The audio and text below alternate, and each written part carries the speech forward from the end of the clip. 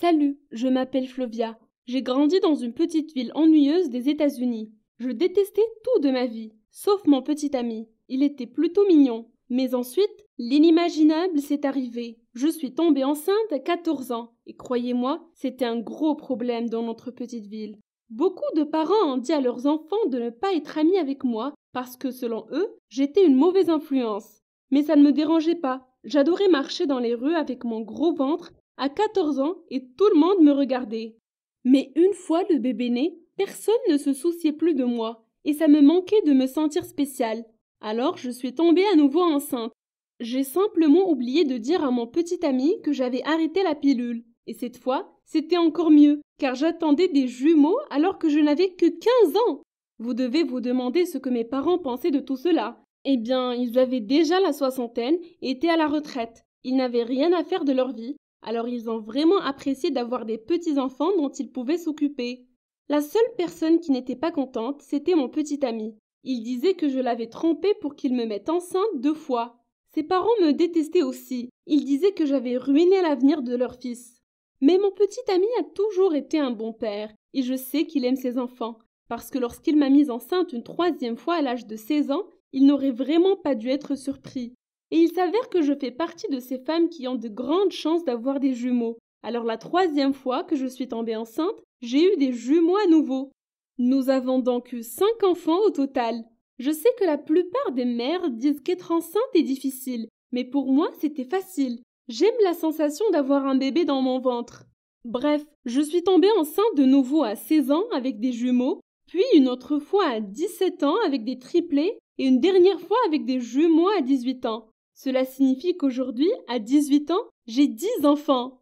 Je ne le recommande sérieusement à personne. J'ai dû tout sacrifier pour mes enfants, y compris mes études et même mon physique. Ce que je veux dire, c'est que je n'ai que 18 ans, mais j'ai l'air d'en avoir 35. C'est parce que c'est tellement stressant de s'occuper de tant d'enfants que mes hanches se sont élargies et que mon ventre est couvert de vergetures et est tout flasque, alors que je ne suis même pas enceinte en ce maintenant. J'étais si peu sûre de mon corps que j'ai même demandé à mon petit ami s'il me trouvait encore attirante. Heureusement, c'est un bon gars et il m'a dit que j'étais toujours aussi belle que lors de notre première rencontre. Nous sommes donc une bonne famille, à l'exception de mon premier enfant. C'est un monstre et on ne peut pas le laisser seul avec ses frères et sœurs car il est super violent et aime leur faire du mal. Je sais que c'est effrayant, mais il montre beaucoup de comportements qui sont présents chez les psychopathes. Vous pouvez penser que je suis méchante en disant cela, mais parfois je souhaite qu'il disparaisse tout simplement. Il ne se soucie que de lui-même et il nous gâche la vie à tous. Mais au moins, mes autres enfants sont géniaux. Ils sont mignons et aiment jouer les uns avec les autres. Pour l'instant, j'élève mes enfants avec mon père et ma mère, tandis que mon petit ami se concentre sur ses études, afin de pouvoir un jour gagner assez d'argent pour subvenir aux besoins d'une grande famille comme la nôtre. Nous avons également décidé de ne pas avoir d'autres enfants au cours des prochaines années, car cela coûterait trop cher. Certains de mes enfants appellent même leur grand-mère maman, mais cela ne me dérange pas. En fait, quelque chose de fou s'est produit il y a 1 mois. 2 hommes se sont introduits dans notre maison. Cela s'est passé la nuit, alors que je dormais. Mais mon fils Chris, âgé de 3 ans, les a remarqués et a couru vers mon lit en disant « Il y a quelqu'un en bas !» Je pensais qu'il avait rêvé, mais ensuite, j'ai entendu des bruits et j'ai su qu'il disait la vérité. Heureusement, mon petit ami restait chez moi cette nuit-là, alors je l'ai réveillé et nous avons décidé d'appeler la police au lieu de confronter les voleurs. On ne voulait pas prendre le risque au cas où ils nous feraient du mal, à nous ou à nos enfants. J'étais terrifiée, mais au bout de 10 minutes, la police est arrivée et ils ont pu attraper les voleurs. Donc, vous voyez, avoir des enfants a aussi ses bons côtés. J'espère seulement qu'une fois qu'ils iront à l'école, ils se protégeront les uns les autres, de sorte qu'aucun d'entre eux ne soit victime d'harcèlement. Et bientôt, nous pourrons faire des choses amusantes, comme des batailles de boules de neige et chanter des chants de Noël ensemble.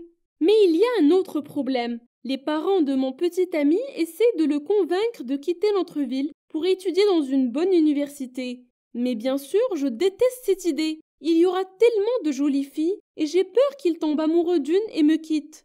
Récemment, une de ses camarades de lycée, Johanna, lui a demandé de sortir avec elle alors qu'elle savait que mon petit ami et moi étions en couple et avions 10 enfants. Je veux dire, tout le monde dans notre petite ville nous connaît, les adolescents de 18 ans avec 10 enfants. Mais j'ai la chance d'avoir un petit ami aussi fidèle, car il l'a rejeté et m'en a parlé par la suite. Quand j'ai appris que Johanna l'avait dragué, j'étais tellement mise en colère que j'ai écrit un message sur Facebook pour l'accuser d'avoir essayé de me voler mon petit ami. Beaucoup de gens ont aimé mon message parce que la plupart savaient déjà quel genre de fille était Johanna. Pas une bonne. Elle a répondu à mon message en disant que rien de tout cela n'était vrai. Mais au cours des semaines suivantes, elle a essayé plusieurs fois de me voler mon petit ami à l'école. C'est tellement pathétique. Mais elle est le moindre de mes problèmes. Le vrai problème, c'est qu'il n'y a pas de bons emplois dans notre petite ville. Ce qui signifie qu'à un moment donné, mon petit ami devra de toute façon déménager dans une plus grande ville pour trouver un bon emploi. C'est le seul moyen possible de subvenir aux besoins d'une famille aussi grande. Mais nous ne pouvons pas nous permettre de payer un loyer dans une grande ville avec autant d'enfants. Donc, nous ne pourrons pas aller avec lui. Mais je suppose que je devrais arrêter de me plaindre. J'ai de la chance d'avoir un petit ami qui fait de son mieux pour s'occuper de ses enfants. Beaucoup de pères dans ce genre de situation s'enfuiraient probablement et commenceraient une nouvelle vie. Au moins, il n'est pas comme ça.